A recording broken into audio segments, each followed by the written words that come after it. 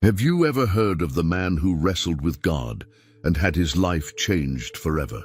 Jacob, one of the most remarkable patriarchs in the Bible, experienced a journey filled with twists, challenges, and extraordinary encounters with the supernatural. His story is brimming with lessons on faith, persistence, and redemption.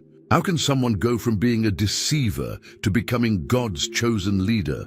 And what does his journey teach us about the power of divine transformation? Get ready for an emotional journey through the life of Jacob, the man who saw God face to face and had his destiny forever changed. If you love epic stories that touch the heart and challenge the soul, this video is for you. Jacob and Esau were born as twin sons of Isaac and Rebekah, grandchildren of Abraham, the patriarch of God's covenant. From the beginning, Jacob's story was marked by divine intervention, as his life was shaped to fulfill a greater purpose that would transcend his own generation. In Genesis 25:21, we read that Isaac, realizing his wife was barren, fervently prayed to the Lord, and God answered his plea, allowing Rebekah to conceive. However, this pregnancy was far from ordinary, as Rebekah felt the children struggling within her womb. Confused and concerned, she sought the Lord, who revealed a crucial prophecy about her family's future. According to Genesis 25:23, God told Rebekah, "Two nations are in your womb, and two peoples from within you will be separated. One people will be stronger than the other, and the older will serve the younger." This divine word established the foundation of God's plan for Jacob and Esau, even before they were born. The struggle between the two in the womb was not merely physical, but also symbolic, representing the conflict that would define their relationship and their descendants. When the time came for the twins to be born, Esau emerged first, described in Genesis 25:25 as being red and covered with hair. However, right after him came Jacob, holding onto his brother's heel, a gesture noted in Genesis 25:26 that seemed to foreshadow his future attempt to surpass Esau and take the position of leadership. This moment was interpreted as a sign of the rivalry that would persist between the brothers throughout their lives. As the boys grew up, their personalities and interests diverged significantly. Genesis 25:27 describes Esau as a skillful hunter, a man of the open country, while Jacob was a quiet man, staying among the tents. This striking difference also influenced the family dynamics. Isaac favored Esau because he enjoyed the taste of wild game his son brought home. Rebekah, on the other hand, preferred Jacob, possibly because she understood God's plan for him or simply due to maternal affinity. Rebekah's preference for Jacob played a crucial role in his story. She seemed to grasp the divine prophecy and made decisions throughout Jacob's life that aligned with the fulfillment of God's will. Jacob, though more reserved and introspective, grew up desiring the birthright, a spiritual and material privilege that belonged to the firstborn. This desire reflected his understanding of the importance of the divine blessing that accompanied the birthright, something Esau, as shown in Genesis 25:34, appeared to disdain. The episode where Jacob buys Esau's birthright is emblematic and is recorded in Genesis 25:29-34. One day, Esau returned exhausted from hunting and found Jacob cooking stew. Famished, Esau begged for food. Jacob saw this as an opportunity and demanded the birthright in exchange for a bowl of lentils. Esau, careless about spiritual matters, replied, "I am about to die. What good is the birthright to me?" Thus, he swore to sell his birthright to Jacob, displaying contempt for what was sacred and significant. The birthright was not merely a material privilege, but a symbol of divine blessing and the continuation of God's covenant with Abraham and his descendants. By claiming this right, Jacob began to position himself within God's plan, even though his methods were questionable. While his actions were shrewd, they aligned with God's prophecy that the older would serve the younger. The relationship between Isaac and Jacob highlights another key contrast in the narrative. While Isaac appeared to overlook God's plan by favoring Esau, Jacob found an ally in his mother, Rebekah. She not only loved him, but was also willing to act decisively to ensure the fulfillment of the divine prophecy.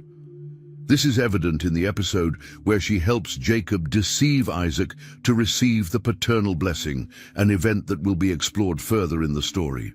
From the outset, Jacob's life was shaped by divine preparation.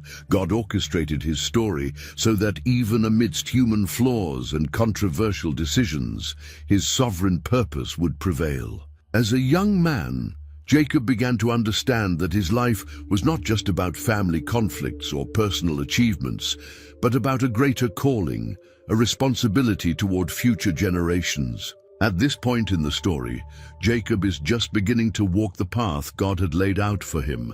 His journey would be filled with challenges, transformative encounters, and experiences that would strengthen his faith and prepare him to become the patriarch of a nation that would bear the name Israel. Jacob found himself in a moment of great tension and fear. After deceiving his father, Isaac, to receive the blessing meant for his brother Esau, he had to face the consequences of his actions. In Genesis 27:41, the text reveals Esau's heart. Esau held a grudge against Jacob because of the blessing his father had given him. He said to himself, "The days of mourning for my father are near, then I will kill my brother Jacob." Esau had resolved to take Jacob's life, and this threat soon reached the ears of their mother, Rebekah. Rebekah, concerned for Jacob's safety, intervened with wisdom and strategy. In Genesis 27:42-45, she called Jacob and warned him, "Behold, your brother Esau comforts himself concerning you by planning to kill you. Now therefore, my son, obey my voice. Arise, flee to Laban my brother in Haran, and stay with him for a few days, until your brother's fury subsides, until your brother's anger turns away from you, and he forgets what you have done to him. Then I will send and bring you back from there. Why should I be bereaved of you both in one day?" This plan aimed to preserve Jacob's life, ensuring he escaped Esau's deadly wrath. To justify Jacob's departure to Isaac, Rebekah used a different argument. In Genesis 27:46, she told Isaac that the Hittite women, like Esau's wives, brought her great distress and suggested that Jacob be sent to Haran to find a wife among her relatives. Consequently, Isaac called Jacob and gave him clear instructions. In Genesis 28:1-2 we read, "You shall not take a wife from the daughters of Canaan.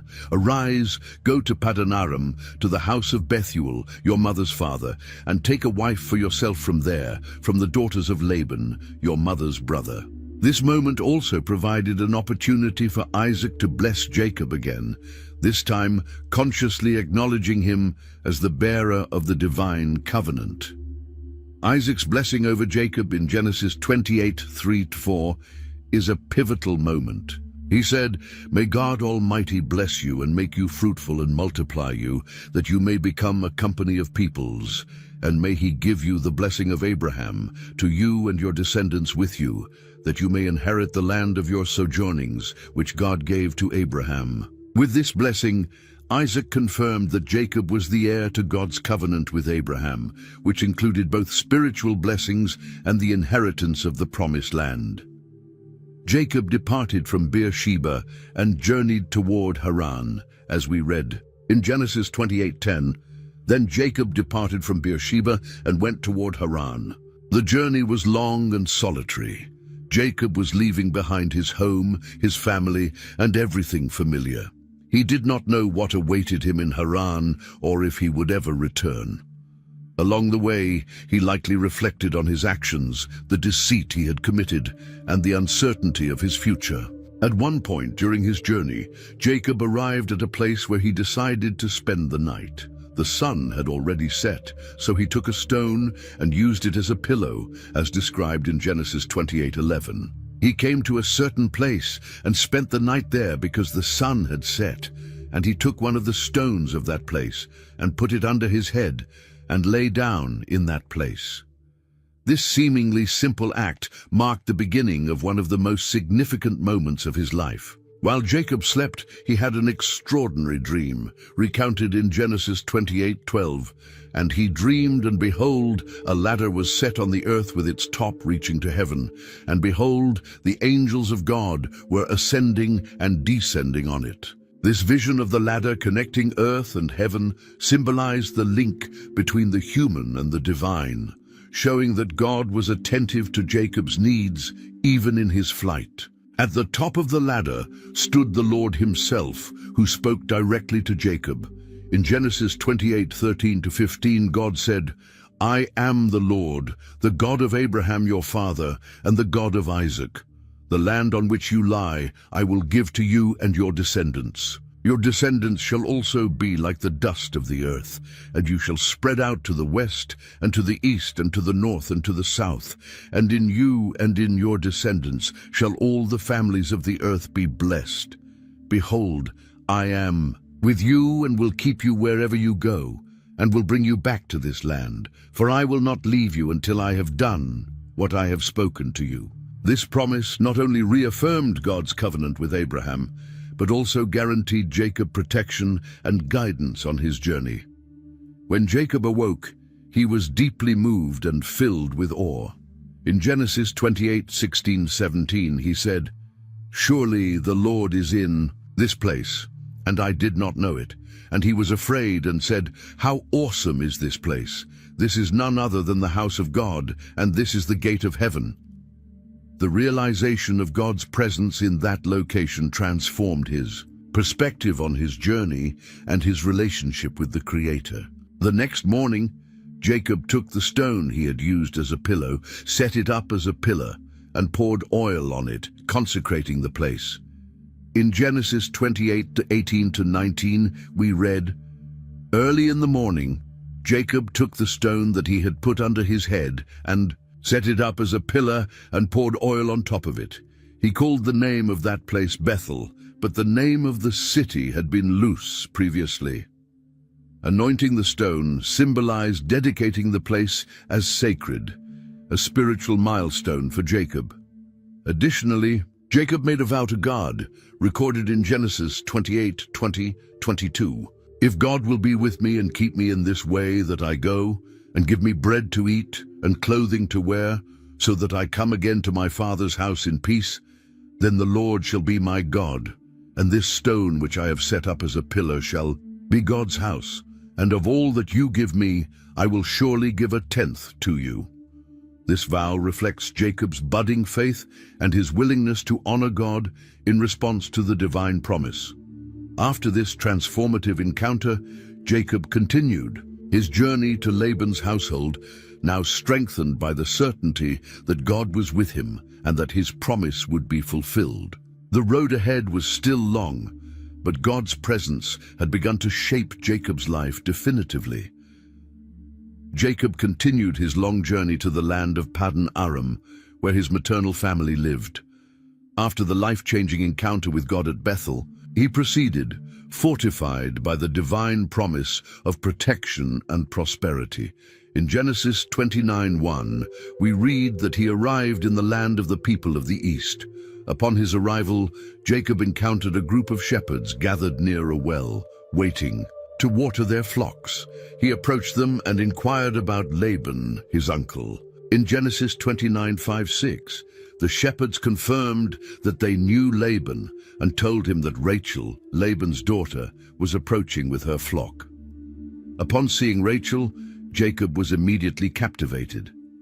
In Genesis 29:10, we read that upon realizing she was the daughter of Laban, he approached, removed the stone covering the well, and watered his cousin's flock. Afterward, he kissed her and wept aloud, as recorded in Genesis 29:11.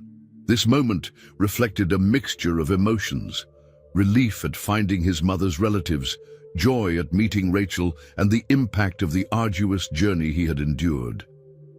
Rachel ran to inform Laban of Jacob's arrival. In Genesis 29:13, upon hearing the news, Laban hurried to meet Jacob, embraced him, kissed him, and brought him to his house. Jacob recounted everything that had happened, and Laban welcomed him as family, saying, "You are indeed my own flesh and blood." Genesis 29:14. Jacob began working in Laban's household, and it soon became evident how deeply he loved Rachel. In Genesis 29:15, Laban proposed that Jacob should not work without payment and asked what his wages should be. Jacob replied in Genesis 29:18, "I will serve you 7 years for Rachel, your younger daughter." The agreement was made, and Jacob dedicated himself to the work with zeal and devotion. Genesis 29:20 tells us, "So Jacob served 7 years for Rachel, and they seemed to him but a few days because of the love he had for her." After 7 years, Jacob asked Laban to fulfill his part of the agreement and give Rachel to him as his wife. However, Laban, known for his cunning, planned to deceive Jacob. In Genesis 29:22-23, Laban arranged a wedding feast, and that night brought Leah, his older daughter, to Jacob. Unaware of the switch, Jacob consummated the marriage with Leah. In the morning, realizing the deceit, Jacob confronted Laban. In Genesis 29:25, he asked, "What is this you have done to me? Did I not serve you for Rachel? Why then have you deceived me?" Laban replied in Genesis 29:26, "It is not our custom here to give the younger before the firstborn." He then proposed a new arrangement. If Jacob agreed to work another 7 years, he could also marry Rachel after fulfilling Leah's bridal week. Deeply in love with Rachel, Jacob accepted the terms. In Genesis 29:28, we read that Jacob completed the week with Leah and then received Rachel as his wife, whom he loved more than Leah. Despite having Rachel by his side, the family dynamics were complicated. Leah, though unloved, became Jacob's first wife to bear children, as God saw that she was rejected. In Genesis 29:31, it is written, "When the Lord saw that Leah was unloved, he opened her womb, but Rachel was barren."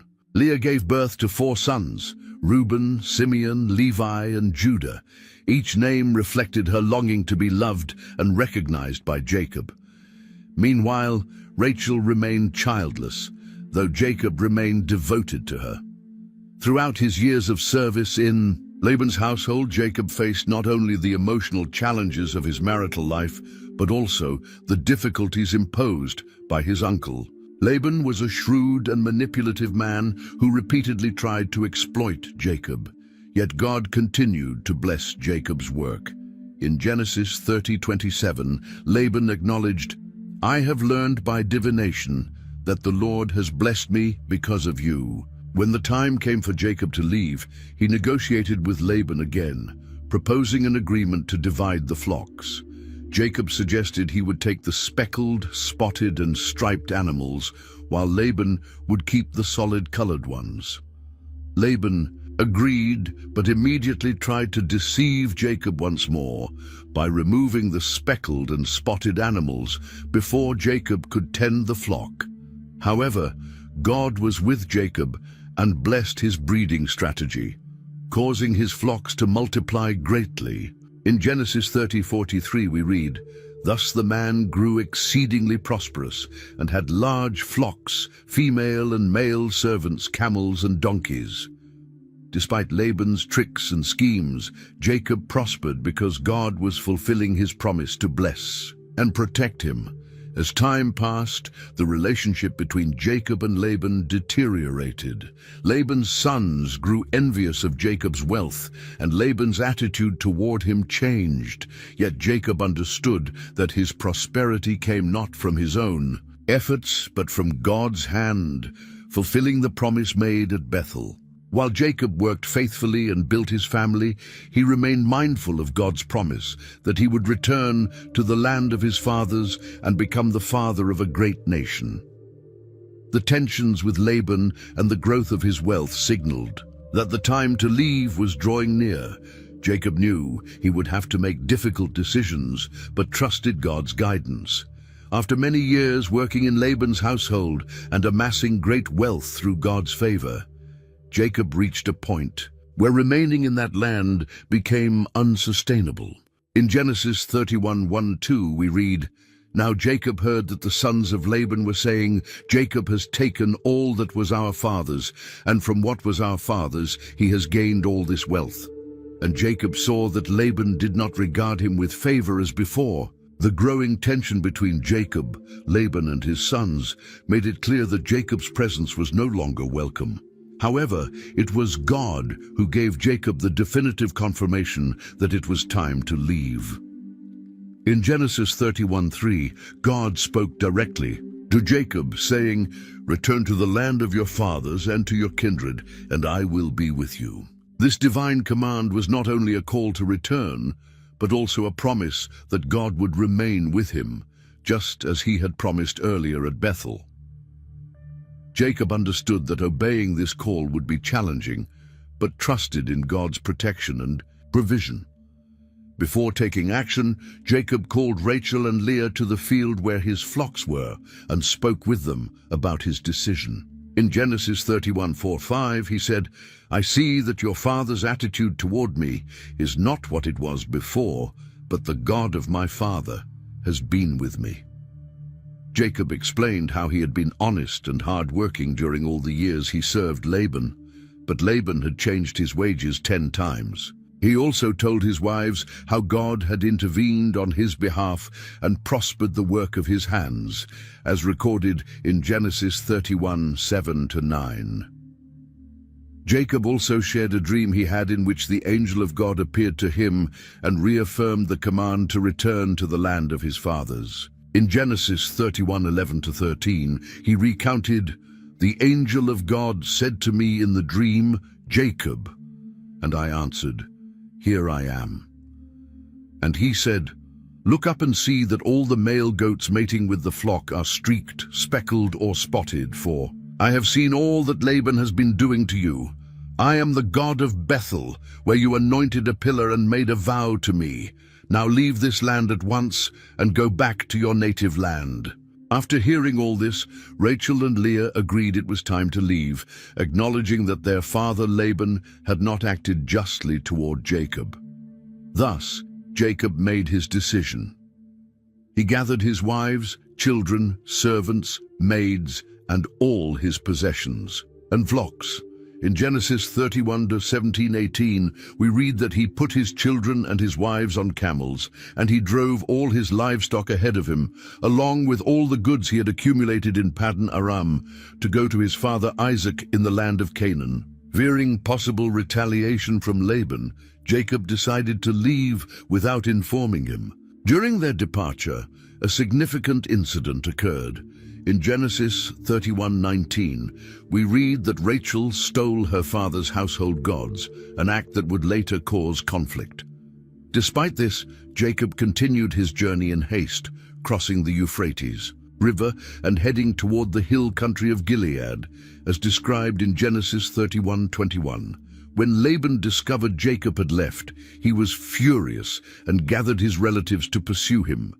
In Genesis 31:22-23, it is written, "On the third day Laban was told that Jacob had fled. Taking his relatives with him, he pursued Jacob for 7 days and caught up with him in the hill country of Gilead. However, God once again intervened on Jacob's behalf. In a dream, God appeared to Laban and warned him, saying, 'Be careful not to say anything to Jacob, either good or bad.' Genesis 31:24. This divine warning prevented Laban from acting violently toward Jacob.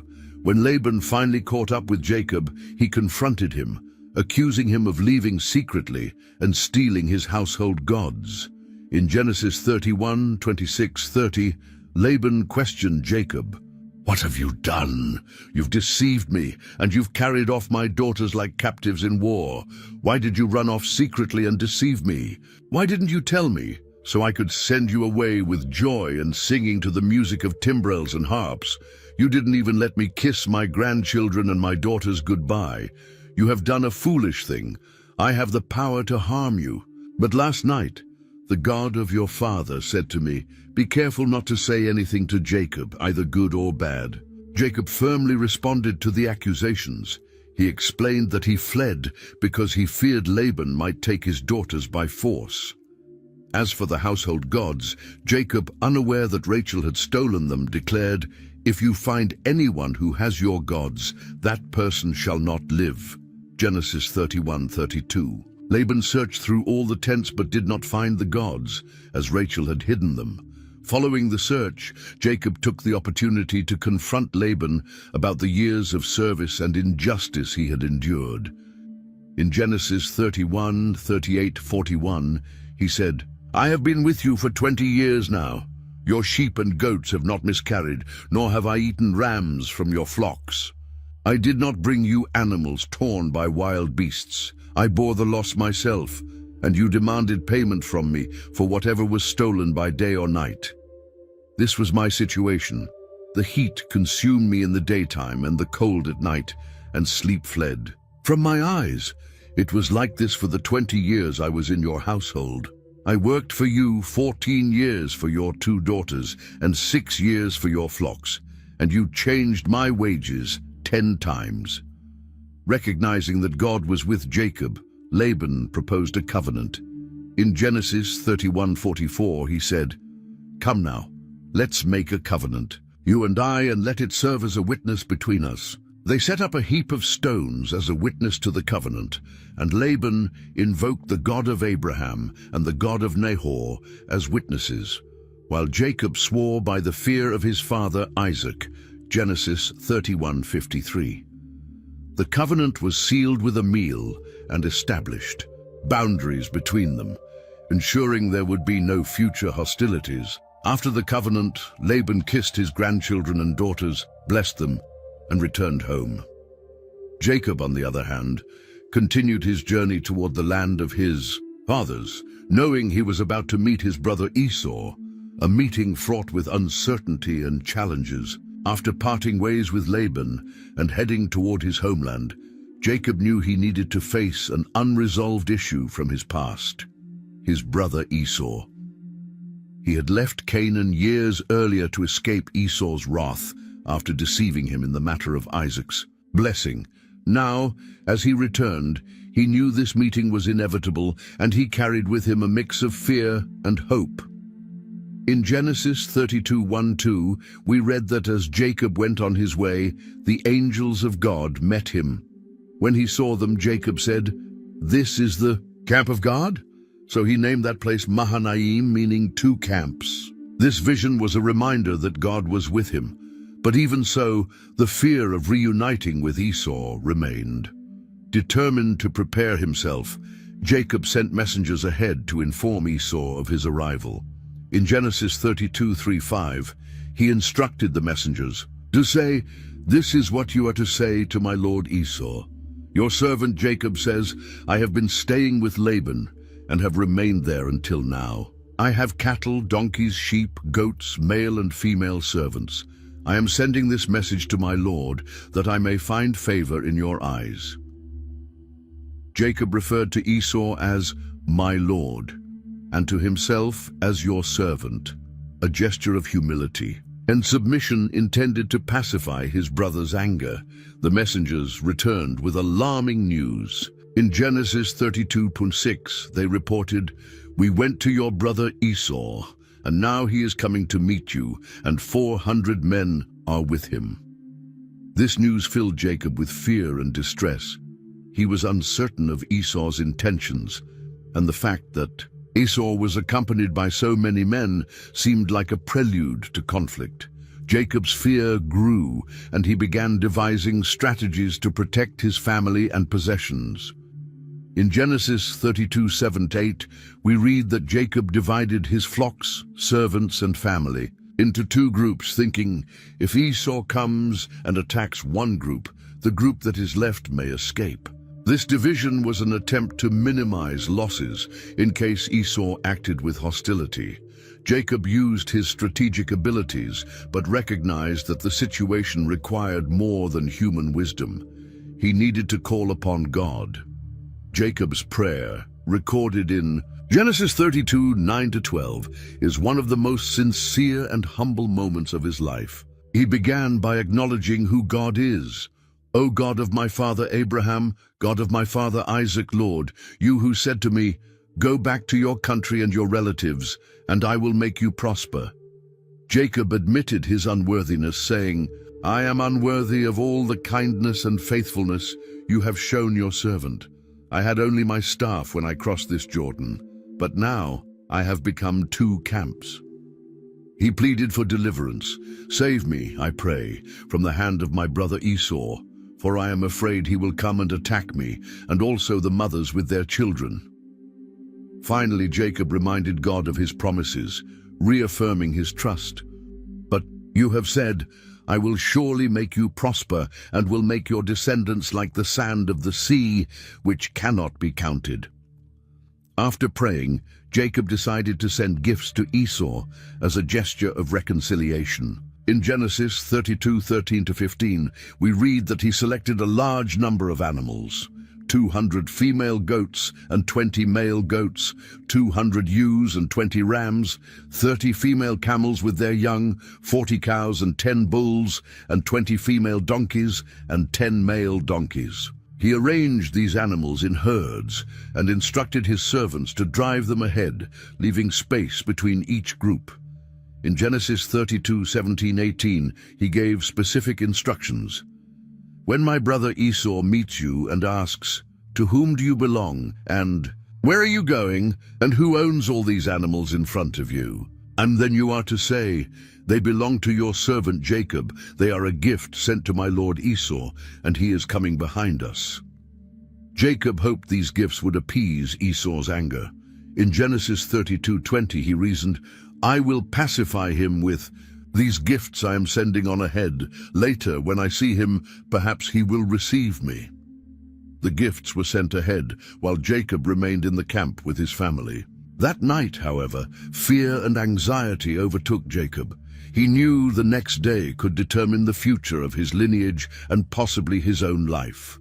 In Genesis 32:22-23, we read that during the night, Jacob got up, took his 2 wives, his 2 maidservants, and his 11 sons, and crossed the ford of the Jabbok with all his possessions. He remained alone, seeking a moment of introspection and prayer. Jacob's solitude that night marked the culmination of his preparation. He had done everything possible from a human perspective, divided his assets, sent gifts, organized his family, and prayed fervently. Now, alone by the Jabbok River, Jacob awaited dawn, knowing the encounter with Esau was inevitable and that only divine intervention could ensure a peaceful outcome. After sending his family and possessions across the river, Jacob stayed behind, alone.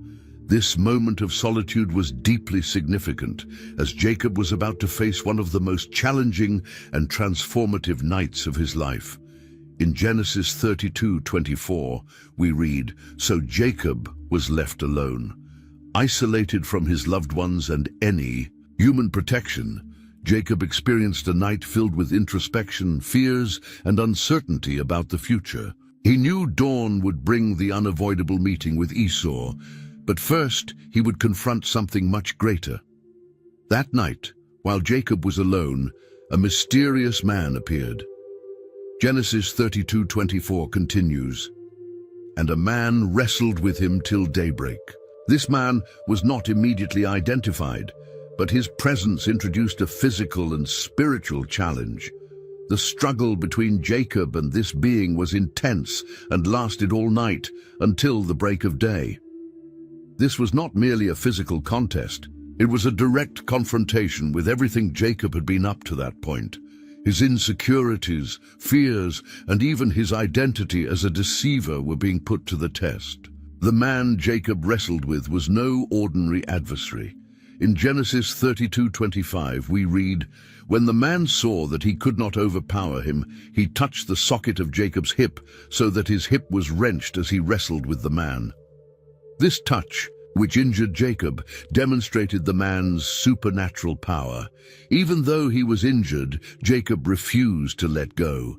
He clung to the man with all his strength, determined not to let him go without receiving a blessing. Jacob's persistence is one of the most remarkable moments in this narrative. In Genesis 32:26, the man said, "Let me go, for it is daybreak." But Jacob replied, "I will not let you go unless you bless me." Jacob's response reveals his determination and complete reliance on divine blessing. He recognized that without God's intervention, he could not move forward. Jacob was willing to wrestle until the end to ensure his life was transformed. The man then asked a question that would forever change Jacob's story. In Genesis 32:27, he asked, "What is your name?" Jacob replied, "Jacob." This moment is profound because the name Jacob, meaning he who grasps the heel or deceiver, was directly tied to his identity and past actions. By stating his name, Jacob acknowledged who he was, but also opened the way for a new identity. The man declared in Genesis 32:28, "Your name shall no longer be Jacob, but Israel, for you have struggled with God and with men, and have prevailed." The new name Israel means he who struggles with God, or Prince of God. This name change symbolized a deep transformation in Jacob's life. He would no longer be defined by his past of deceit and conflict, but by his new role as God's chosen leader, someone who had faced and overcome both spiritual and human challenges.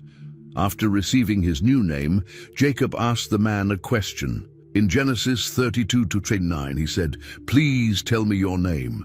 However, the man did not reveal his name, but instead blessed Jacob right there. This moment sealed Jacob's transformation and confirmed that the encounter was with someone who represented the divine presence. Jacob then named the place Peniel, meaning face of God. In Genesis 32:30, he said, "I have seen God face to face, and my life has been preserved." The struggle at Peniel was a direct encounter with God, a moment of profound spiritual significance. Jacob left that place, marked both physically with a displaced hip and spiritually with a new identity and a renewed understanding of his purpose. At daybreak, Jacob departed from Peniel, limping because of his injured hip. In Genesis 32:31, we read, "The sun rose above him as he passed Peniel, and he was limping because of his hip." This detail symbolizes that Jacob's experience was not only a spiritual encounter, but also a physical milestone in his life. He would never forget that night, as he carried the mark of his struggle with God on his body. Now, transformed and strengthened, Jacob moved forward, knowing that his next challenge was meeting Esau. Despite uncertainty about how his brother would receive him, Jacob advanced, trusting in God's promise and his new identity. He was no longer just Jacob, the deceiver. He was Israel, the man who had struggled with God and prevailed. After the long night of wrestling at Peniel, Jacob faced the dawn with a new identity and renewed confidence in God. But an immediate challenge still loomed: the encounter with Esau. Since the day he fled from Canaan, the fear of Esau had haunted him. Jacob knew he could not return to his father's land without resolving the conflict with his brother.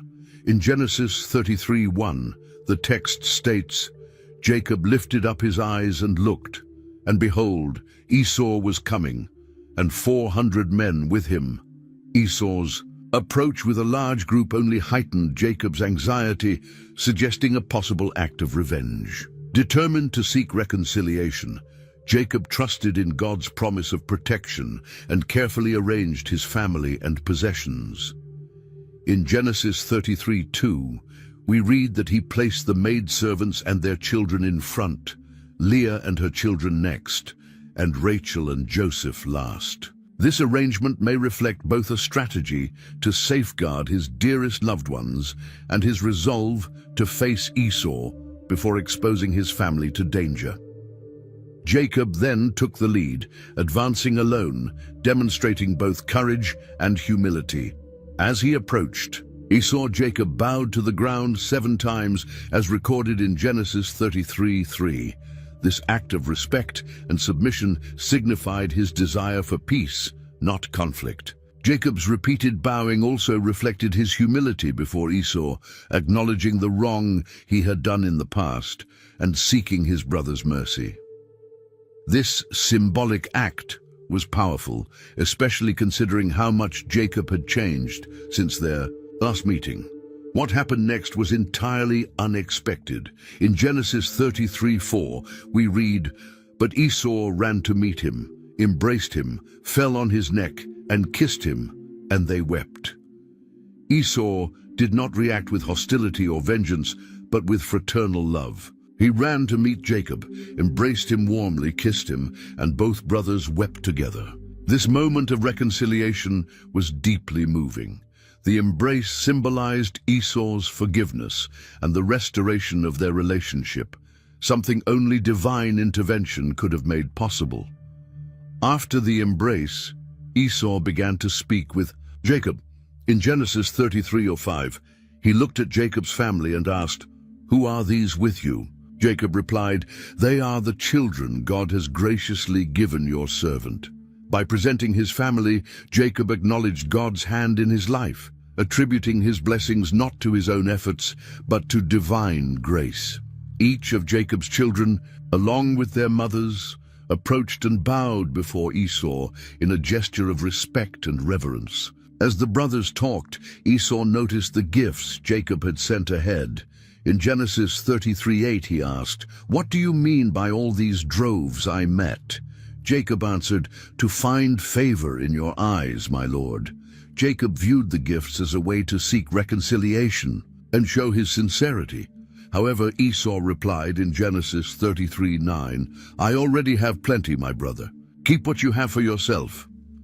Despite Esau's initial reluctance, Jacob insisted that he accept the gifts, explaining, "Please accept the present that was brought to you, for God has been gracious to me and I have all I need." Genesis 33:11. Esau finally accepted, sealing their reconciliation. After the exchange of forgiveness and gifts, Esau suggested that they travel together. In Genesis 33:12 he said, "Let us start on our journey, and I will go ahead of you." However, Jacob, mindful of the slower pace of his children and livestock, asked to proceed at his own pace.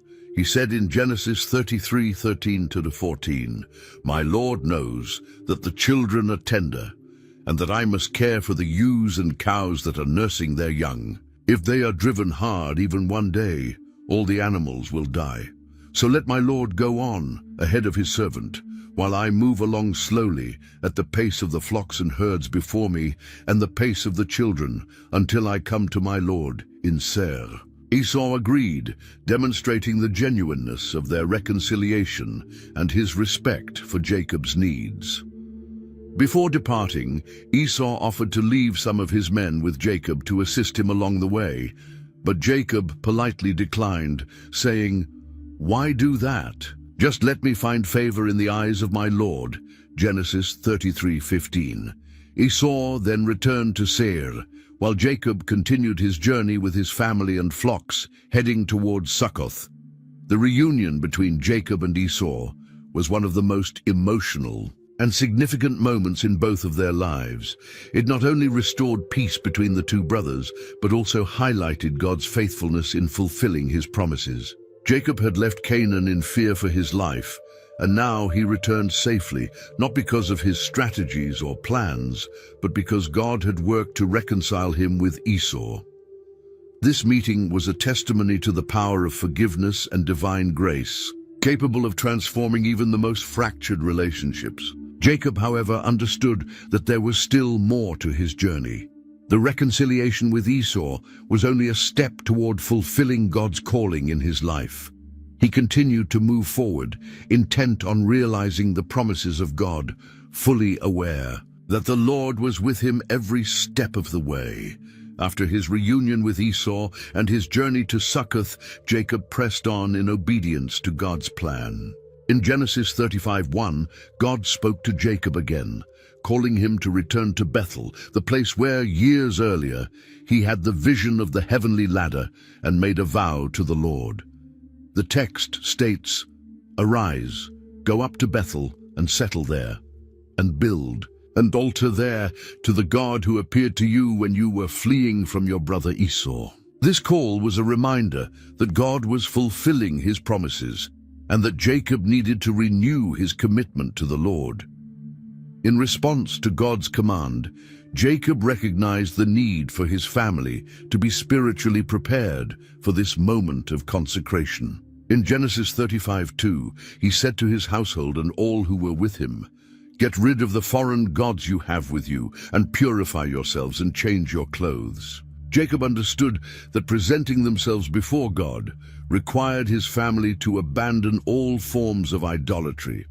This act was not just physical, but represented a spiritual purification, a definitive separation from practices contrary to the worship of the God of Abraham, Isaac, and Jacob. Jacob's household promptly obeyed. In Genesis 35:4 we read, "So they gave Jacob all the foreign gods they had, and the rings in their ears, and Jacob buried them under the oak at Shechem." This act of burying the idols symbolized renouncing anything that might interfere with their worship of God. After this, Jacob and his family set out for Bethel. Throughout their journey, God protected Jacob and his household from any threats. Genesis 35:5 says, "Then they set out, and the terror of God fell on the towns all around them so that no one pursued them." God's presence was evident, ensuring that no one hindered his purposes for Jacob's life. Upon reaching Bethel, Jacob obeyed God's instructions. In Genesis 35:7, we read that he built an altar there and called the place El Bethel, because it was there that God revealed himself to him when he was fleeing from his brother. The construction of the altar marked a spiritual milestone, where Jacob acknowledged God's faithfulness from the time he fled from Esau until that day. There, he renewed his covenant with the Lord, recalling the promises made and the commitments established. While at Bethel, God appeared to Jacob once more and reaffirmed his name change to Israel. In Genesis 35:10, God said, "Your name is Jacob, but you will no longer be called Jacob. Your name will be Israel." This declaration emphasized that Jacob was no longer defined by his past of deceit, but by his new identity as God's chosen leader. God then reiterated the promises made to Abraham and Isaac, saying in Genesis 35:11-12, "I am God Almighty. Be fruitful and increase in number. A nation and a community of nations will come from you, and kings will be among your descendants. The land I gave to Abraham and Isaac I also give to you, and I will give this land to your descendants after you." This reaffirmation of the divine covenant was a reminder that God was fulfilling his eternal plan through Jacob and his descendants. After this spiritual moment in Bethel, Jacob continued his journey with his family. Along the way, they faced a heartbreaking loss. In Genesis 35:16, we learn that Rachel went into labor as they traveled to Ephrath, but her delivery was difficult. During childbirth, Rachel endured great suffering, and her life came to an end. In her final moments, she named her son Ben-Oni, meaning son of my sorrow.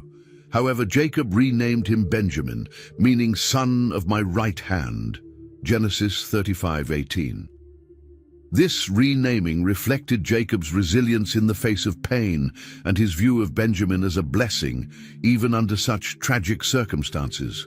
Jacob buried Rachel on the way to Ephrath, which is Bethlehem, and set up a pillar over her grave, as recorded in Genesis 35:19-20. So Rachel died and was buried on the way to Ephrath, that is Bethlehem. Over her tomb, Jacob set up a pillar, and to this day, that pillar marks Rachel's tomb. This memorial stood as a tribute to Jacob's deep love for Rachel, the wife he had worked 14 years to marry in Laban's household. Despite Rachel's loss, Jacob's family continued to grow, and his sons became the patriarchs of the 12 tribes of Israel. In Genesis 35:22-26, the text lists Jacob's sons: Reuben, Simeon, Levi, Judah, Issachar, Zebulun, Joseph, Benjamin, Dan, Naphtali, Gad, and Asher. Each would play a vital role in shaping God's people. The multiplication of Jacob's descendants was a direct fulfillment of God's promise that he would be the father of a great nation. Jacob, now called Israel, was beginning to grasp the depth of God's promises. At every stage of his life, God had been faithful, even when Jacob faced hardships, losses, and conflicts. He understood that God's covenant extended beyond his own life to future generations. God's promise to bless all the nations of the earth through Jacob's offspring was a plan that transcended time and culminated in God's eternal purpose for humanity. Jacob continued his journey, leading his family and flocks with faith in the God who had guided him from the start. He knew that despite the challenges ahead, God was with him, fulfilling every promise he had made. Jacob's story, now as Israel, was one of transformation, divine faithfulness, and hope for the future as God's promises never fail.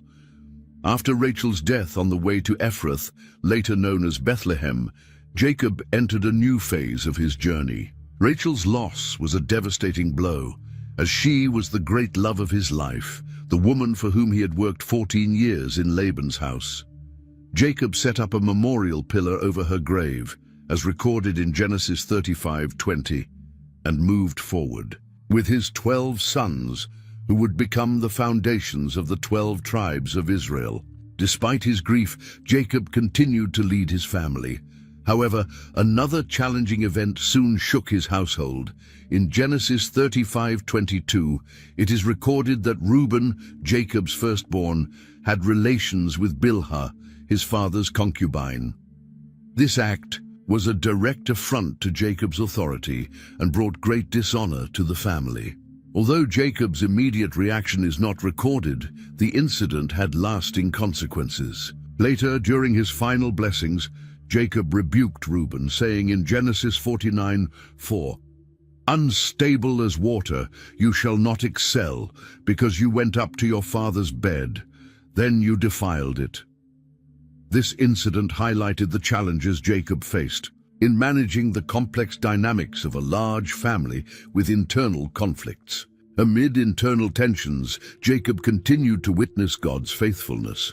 In Genesis 35:27-29, the text recounts Jacob's return to his father Isaac's house in Hebron in the land of Canaan. Isaac lived to the advanced age of 180 years, and his death marked the end of an era.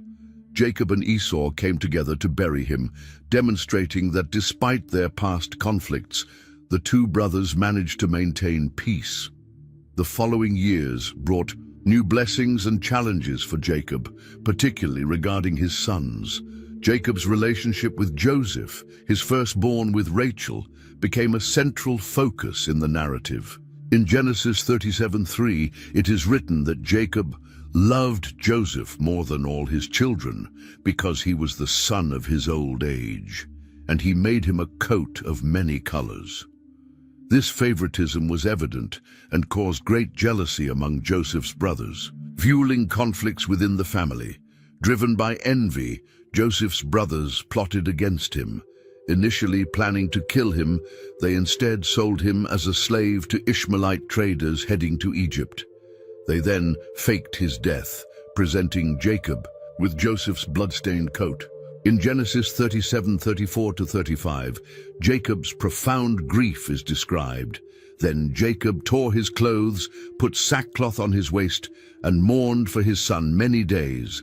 And all his sons and all his daughters arose to comfort him, but he refused to be comforted. Jacob believed he had lost Joseph forever, and his sorrow lingered as an open wound for many years. While Jacob mourned Joseph's loss, God was orchestrating something extraordinary in Egypt. Joseph, though sold as a slave, was elevated to the position of governor, responsible for managing resources during a time of severe famine. This famine spread across the region, forcing Jacob to send his sons to Egypt to buy food. In Genesis 42:1-2, Jacob said to them, "Why do you look at one another? And he said, "Indeed, I have heard that there is grain in Egypt. Go down to that place and buy for us there, that we may live and not die." Jacob's sons traveled to Egypt, unaware that they would meet Joseph, who had become a powerful and unrecognizable figure. After a series of encounters and tests, Joseph revealed his identity. When the brothers returned to Canaan with the news that Joseph was alive, Jacob initially did not believe them. Genesis 45:26-27 recounts, "And they told him, saying, 'Joseph is still alive, and he is governor over all the land of Egypt.' And Jacob's heart stood still, because he did not believe them. But when they told him all the words which Joseph had said to them, and when he saw the carts which Joseph had sent to carry him, the spirit of Jacob their father revived. This news brought renewed vigor to Jacob, and he decided to journey to Egypt to reunite with his son. Before departing, Jacob sought God's guidance. In Genesis 46:1-4, it is written that he offered sacrifices to the Lord, and God spoke to him in a vision at night. "Do not fear to go down to Egypt, for I will make of you a great nation there. I will go down with you to Egypt, and I will also surely bring you up again, and Joseph will put his hand on your eyes." With this divine assurance, Jacob gathered his entire family and set out for Egypt. The reunion between Jacob and Joseph was one of the most emotional moments of Jacob's life. In Genesis 46:29-30, we read, "Joseph had his chariot made ready and went to Goshen to meet his father Israel. As soon as Joseph appeared before him, he threw his arms around his father and wept for a long time. Israel said to Joseph, 'Now I am ready to die, since I have seen for myself that you are still alive.'" The reunion brought joy and peace to Jacob's heart, as he had believed he had lost Joseph forever. Jacob spent his final 17 years in Egypt, living in peace and prosperity alongside his children and grandchildren. Genesis 47:27 records, "Now the Israelites settled in Egypt in the region of Goshen. They acquired property there and were fruitful and increased greatly in number." During this time, Jacob prepared his family for the future, passing down his faith and ensuring they would remember God's promises. When Jacob sensed that his death was near, he called for Joseph and made a solemn request. In Genesis 47:29-30, he said, "Do not bury me in Egypt, but when I rest with my fathers, carry me out of Egypt and bury me where they are buried." Joseph swore to fulfill his father's wish, and Jacob bowed in worship. Before his death, Jacob blessed his sons and proclaimed prophetic words over each of them, revealing the destinies of their tribes. He also blessed Ephraim and Manasseh, Joseph's sons, adopting them as his own. In Genesis 48:5, he said, "Now then, your 2 sons born to you in Egypt before I came to you here will be reckoned as mine. Ephraim and Manasseh will be mine, just as Reuben and Simeon are mine." This adoption ensured that Joseph's lineage would hold a significant place among the tribes of Israel. After blessing his sons, Jacob reiterated his desire to be buried in the cave of Machpelah in the land of Canaan, alongside Abraham, Sarah, Isaac, Rebekah, and Leah. In Genesis 49:33, we read of his passing. When Jacob had finished giving instructions to his sons, he drew his feet up into the bed, breathed his last, and was gathered to his people.